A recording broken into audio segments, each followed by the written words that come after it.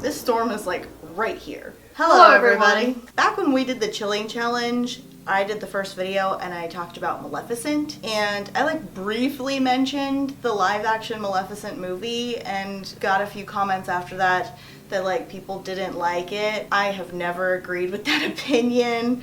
So Sarah and I watched Maleficent from 2014, and we're of the mind that people that don't like it are wrong. I'm sure you have your reasons, we have ours. That's what we're going to talk about today. Our reasons as to why Maleficent is very harshly judged, why it shouldn't be, and what its merits are. If you don't know what Maleficent from 2014 is, it's essentially a retelling of Disney's Sleeping Beauty, but from the perspective of Maleficent and or Aurora as the narrator. So it kind of takes a wicked approach to the story of Sleeping Beauty. I had only seen it once, way back in 2014, when we'd watched it together, and I didn't really have any strong opinions about it, but we just rewatched it. The thunder is fitting but annoying right now. We had Tim Burton's Alice in Wonderland in 2010, right? Somewhere around there, before Maleficent. Funny thing, Linda Wolverton does the screenplay for Maleficent, and she also did the screenplay for Alice in Wonderland. We were talking when we watched it about how, you know, we really like and respect Linda Wolverton. Alice in Wonderland is all over the place. It's not her best. It's not her best. Having watched Maleficent, like, especially since, you know, I mean, our ability to critique movies and also just look at the structure of the story as well has definitely improved in the last 5 years. Mm-hmm. And I liked it. Yeah. I do wonder if part of my feelings about it are directly influenced by the fact that so many of the later live-action Disney movies are just so boring and unoriginal that I have such low standards. But I also don't really think that's the case with Maleficent. Yeah. So Robert Stromberg, who was the director, was the production designer for Alice in Wonderland and Oz the Great and Powerful, which I made a comment about how so many of the visuals reminded me of Oz the Great and Powerful, which, like, is a terribly written movie. The visuals are not the downside. But the visuals and the production design of Oz the Great and Powerful is not what's wrong with that movie. Right. One of the things that we have seen quite a bit from people who do not like this film, of which it seems to be a very popular feeling, not liking this film, is that it's disrespectful to the original story. It takes a female villain and makes her not a villain anymore, and, you know, gives her like a revenge story that is fueled by trauma inflicted by a man. And it definitely has those elements, but that's not where it stops. And I think the other one that we've seen a couple of times now is the treatment of, like, the Flora, Fauna, and Merryweather characters, like in the original. I think it's really important to watch Maleficent with the understanding that it is not attempting to remake Sleeping Beauty in the way that, like, the other live-action remakes, I think, have been, like, trying to capture the exact same story, especially of, like, the Disney Renaissance movies. The ones kind of that exist outside of the Disney Renaissance really seem to try and do something relatively different. Like, you got your Pete's Dragon and your Dumbo.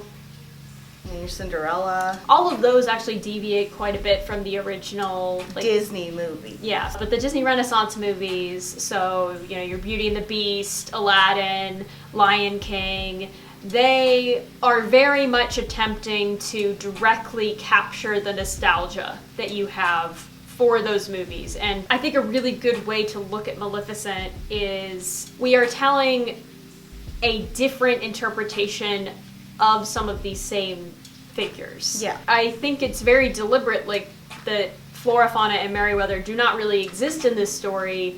There are characters who you can link them to, but they have different names. They have different personalities. Yeah. And they have a completely different function in the story. I think that Maleficent is so different from the original Sleeping Beauty, that it doesn't bother me that like some of those characters are so vastly different. Stefan is completely different. Right. Like his motivation is completely different, but it's just an entirely separate interpretation of like the kind of story that they came up with. Yeah. You can also kind of look at it as the original Sleeping Beauty being this kind of a story told from the perspective of perhaps the royal side, I guess, where Maleficent is seen as this incredibly villainous and incredibly powerful, but still a one-dimensional villain who has one goal, and it's being evil, and it's wreaking havoc. And that's cool, but it's also interesting to see the other side of that, where the interpretation could be, what if we don't just assume that because she's a woman that she's evil? I don't think that this is meant to be a way of Disney being like this is canon. They're just like, here's another way to see it. Yeah, here's a different interpretation of that same story. Right. And the one other complaint that I hear a lot even now is just that people didn't want to see Maleficent as anything other than a villain. They don't want to see her as an anti-hero.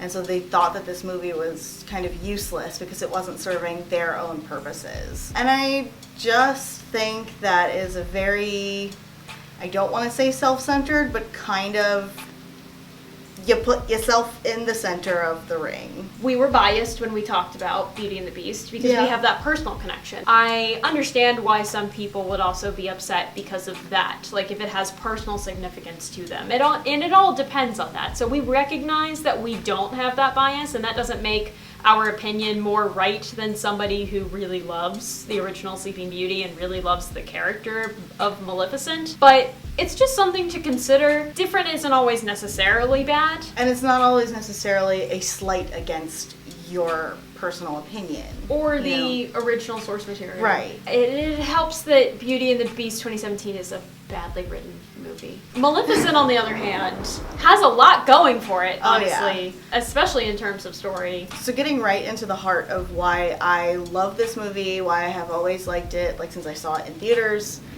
Maleficent is a sexual assault survivor. And you can't really miss the rape metaphor if you're an adult watching this movie. It's never exploitative. Even though the rest of the story is based on her dealing with her trauma, it's not just that. You know, she isn't like solely motivated by that. We see that young Maleficent meets child King Stefan, the boy who will eventually be Aurora's father. And they develop a friendship that turns into like romantic feelings and a romantic relationship. And as he climbs kind of the ranks over on the human side of where they live, and it's important to mention that the kind of fantasy realm where Maleficent lives and the human side are often at war with each other. The Moors. Yeah. That's what they keep calling. The Moors is what they area. call the fairy home. Yeah. So there's that conflict between like magical being and humans going on, and through it all, Stefan and Maleficent have this connection, and she cares about him and he cares about her up to a certain point, only until she stands in the way of him amassing the kind of power that he wants to have. The acting king says, "Kill the winged creature, and upon my death, you will take the crown." And Stefan uses that relationship with Maleficent to gain access to her, drugs her, and then while she's sleeping, can't quite bring himself to murder her.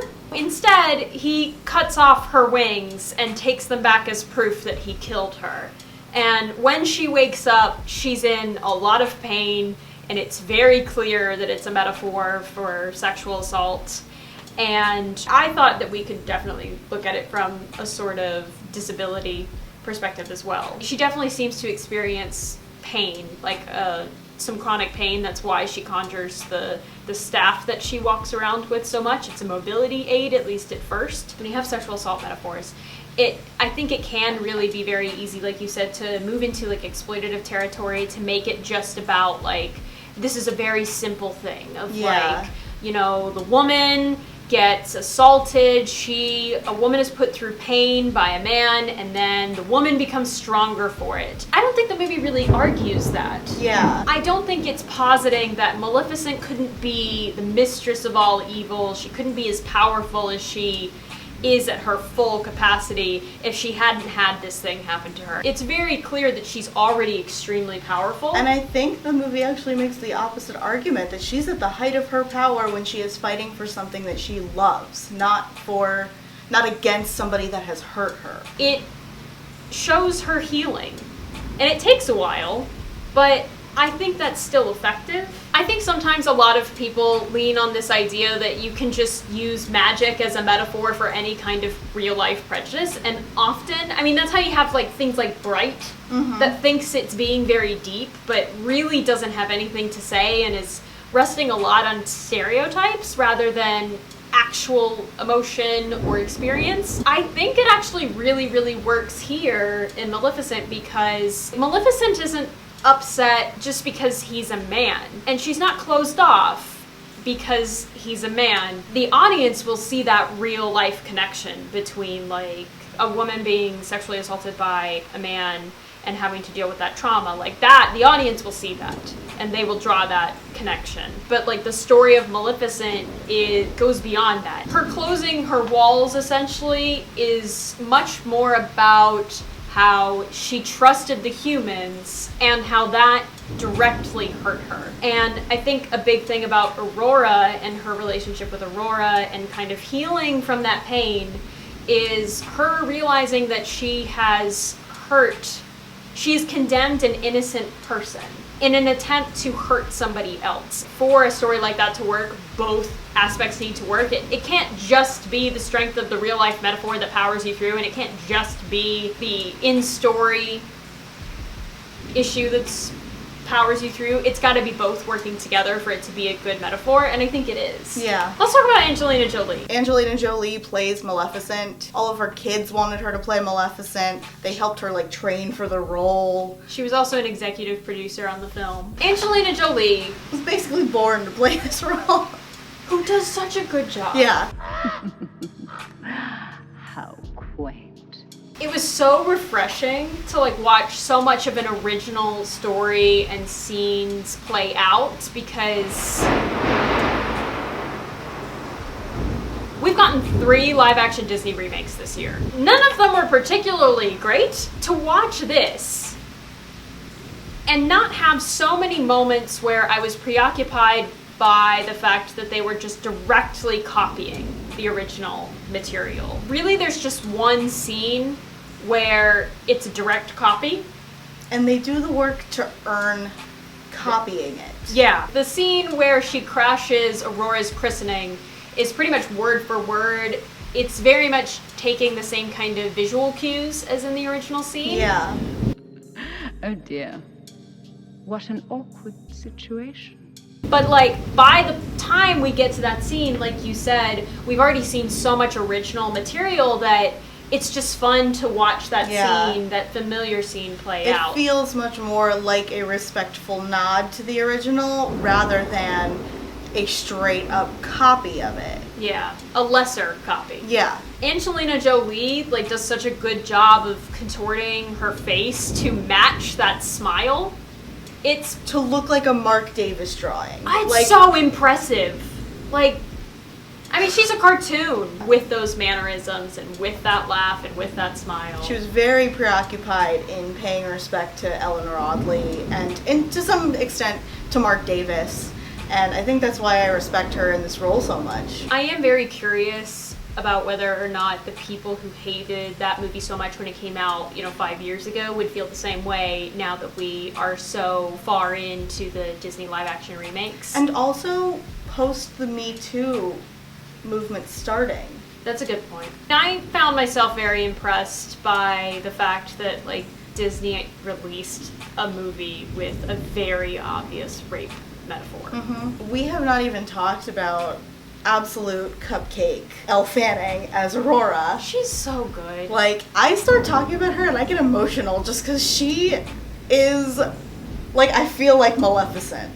Yeah. All of a sudden. I'm just like, this tiny person is precious and I must protect her at all costs. Her whole job in that movie is to be extremely likable Yeah. and sweet and kind, and she does it perfectly. Yeah. One of the things I think that is a flaw in the original story is just that Aurora does not get a whole lot of a personality. And she doesn't have a lot of autonomy, like, at all. She's a lot more of an object, and that's nothing against people who really, really love Aurora. I'm not saying that she has no personhood or autonomy, just that she's got a bit less than a lot of the other Disney heroines. Meanwhile, 2014, they're like, let's give Aurora a stake in the story.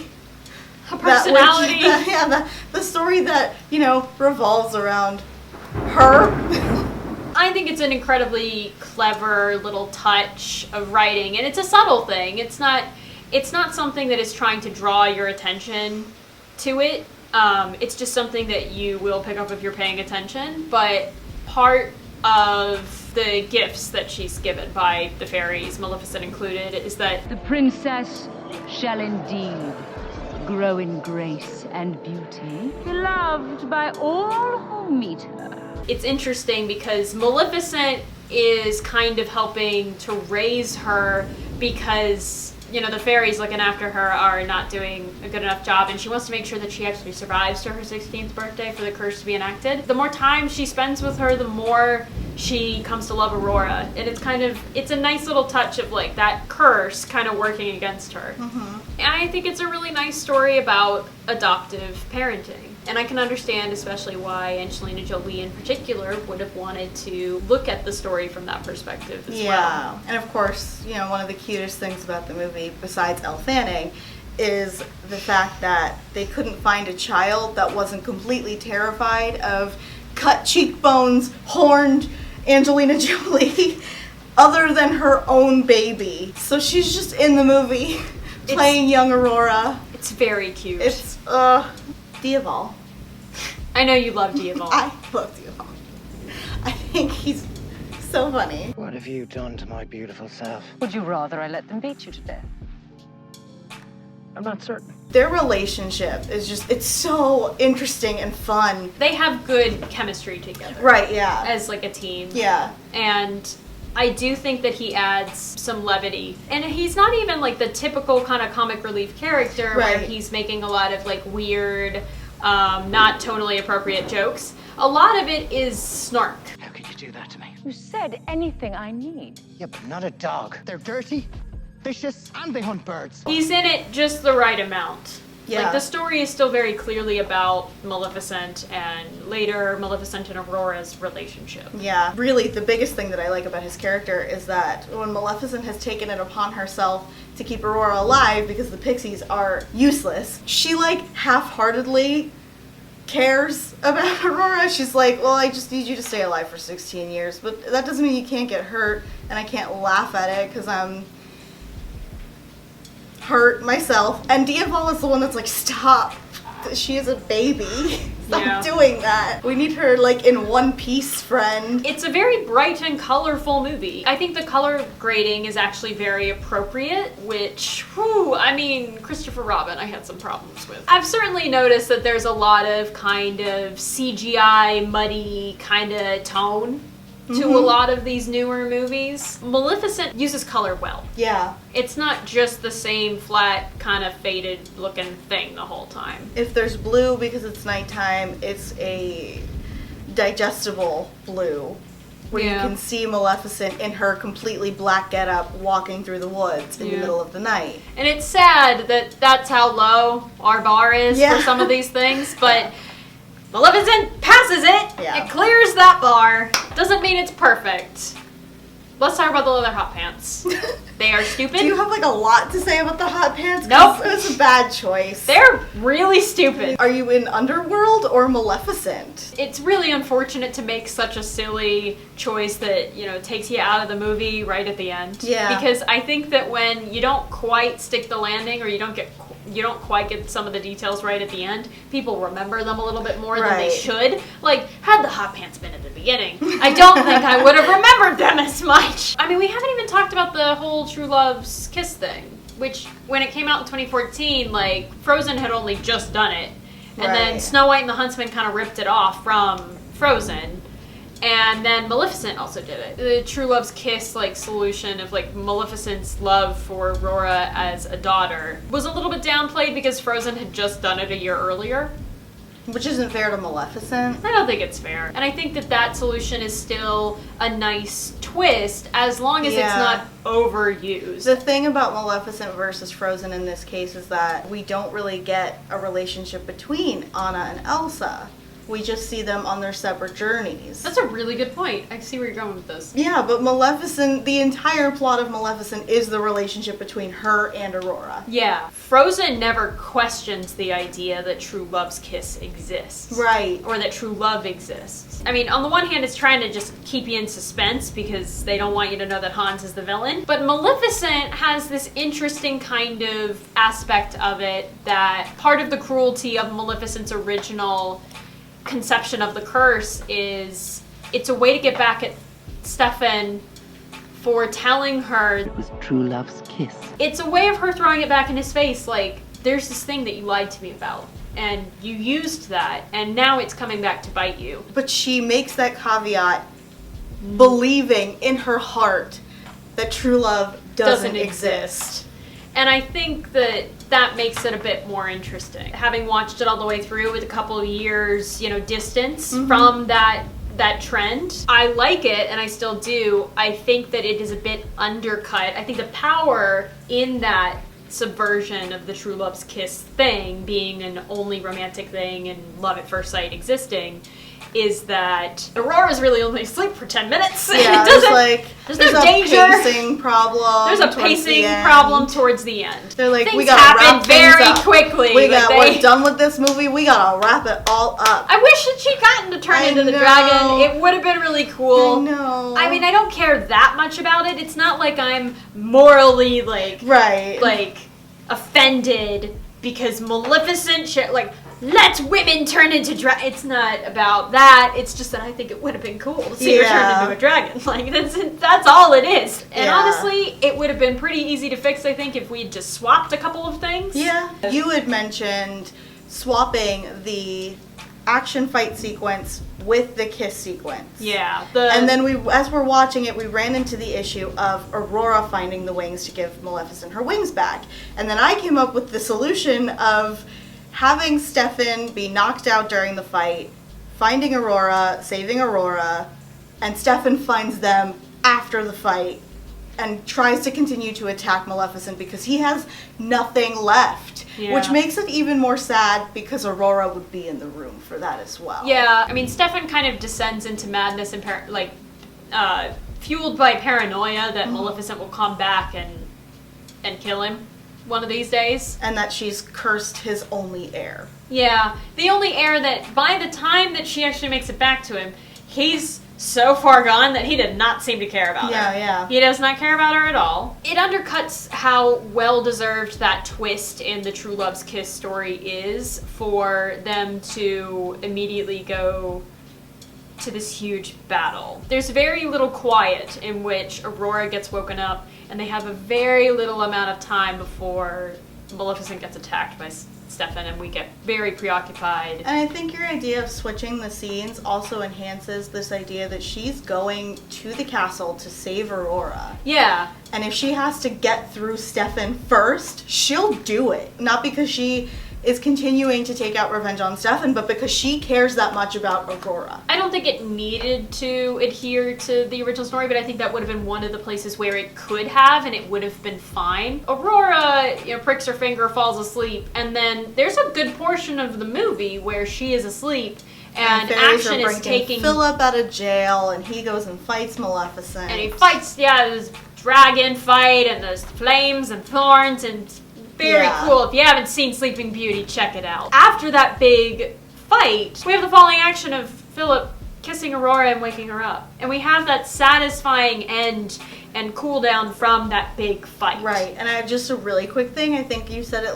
earlier today, that Sleeping Beauty in particular relies on the idea that Philip and Aurora are destined to be together. Because a lot of people will complain about oh, they don't even know each other, and he's just like not even asking for consent. I'm like, you want her to stay asleep forever? This is a situation that does not translate to real life. I remember what you're talking about. Yes, there is the issue of consent. You know, don't kiss people when they're sleeping, don't do stuff like that. It really helps that we don't exist in a world where sleeping curses are real. Talk to your kids about consent. Right. Like, there can be both. There can be Right. both. Right. But I think that one of the big things about the original Sleeping Beauty is that, like, it's not creepy because the story completely believes that, like, Aurora and Philip are true love. And therefore, them mating is not weird, but romantic because they're soulmates. And, like, that's part of the room that you have in a fairy tale and a love story. Maleficent acknowledges that as a trope, but then, like, horse stomps all over it. And is like, no, they don't know each other. Especially because, like, they completely changed that scene. He is, a 16-year-old boy, and he's like, wow, a pretty girl in the woods. I just want to talk to her. Hi. And she's like, oh, hey, I've never talked to a boy before. It's fine. It's a very cute interaction between the two of them. It's very sweet. And I actually think it's very interesting that they've decided to do a sequel, like, so many years later, and they're like, just now they got married. The Spiderwick Chronicles CGI characters were a bit weird.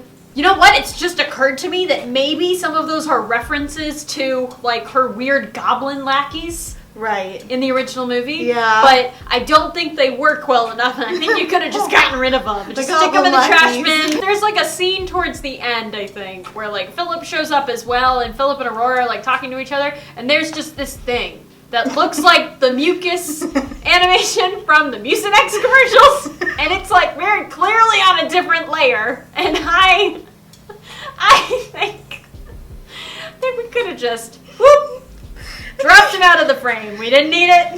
It just looks bad. But none of these things are so bad that I think that the movie is bad as a result. Right. Like, what I think is interesting about the fact that they're doing a sequel now is that they end the movie with Aurora being, like, essentially coronated in the moors. But the next movie is like, no, she's the princess.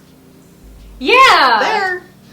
There's another lady coming in to take care of her, even though she's Michelle 20 and getting Pfeiffer. married. Who is this woman? Like, Well, she seems to be Philip's mom. I can only assume so. I don't know. And I think the last thing that I really wanted to talk about was something that we talked about last night. And it's just speculation. I'm not trying to blame anybody in particular. But, this movie was at the start of the Disney live-action remakes. I see a lot more negative comments about it than positive comments about it, and I have... Especially from Disney fans. Right. Which I find fascinating because there are so many Disney fans who love the new live-action remakes of the Renaissance movies, which are just terrible movies. And like, comparatively, they're actual trash. Yeah. And we just kind of speculated, like, was the decision to make shot-for-shot remakes not necessarily just based on Maleficent, but based on this kind of backlash against deviation from the original Disney movie. Yeah, it's nice that they tried to do something completely creative and different. Yeah. And I think that a lot of people really wish that that's what these Disney movie remakes were trying to do. I know that's and they're what not. we wish Yeah. they were doing. I mean, a lot of critics feel that way too. It is a solid movie.